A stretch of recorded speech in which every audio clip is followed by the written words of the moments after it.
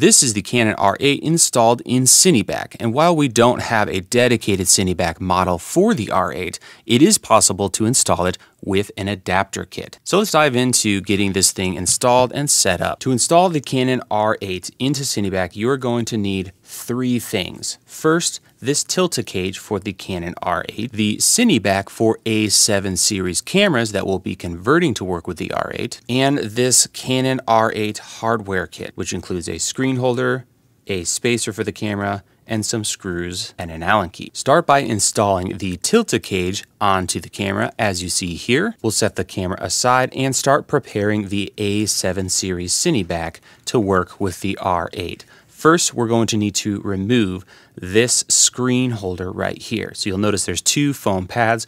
We're going to simply get a fingernail under them and peel them away to reveal a total of 4 screws here and 1/5 screw up here. We're going to go ahead and remove those 5 screws and set them aside for later use. Now we can remove the old screen holder for the A7 series cameras and add the new screen holder for the R8.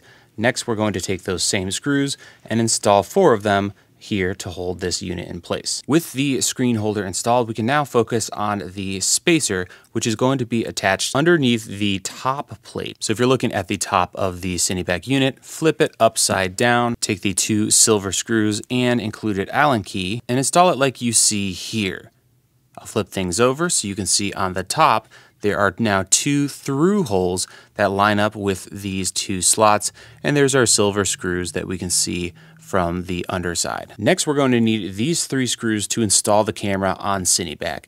These screws are included with the A7 series CineBack, so we're going to use 1 of the short black screws and 2 of the longer black screws. Take the camera and make sure to flip out the screen. Now we can go ahead and slide it in place, and we're going to line the top threads of the camera cage with those 2 top holes on CineBack. With them all lined up, we can take the 2 longer screws and go ahead and install those. With that done, we're going to flip the whole thing upside down and install 1 small black screw right here at the bottom of the cage.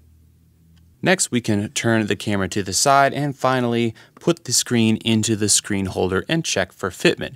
If it looks like it's a little out of whack or not perfectly parallel with the screen holder, we can loosen this bottom screw and slide it forward and back to get that just so. I'm going to do that now because it looks like I'm a little off. So I'll loosen that screw, pull the camera forward just a little bit, and tighten it back down. And with that, we have the R8 installed into CineBack. We can flip the screen around.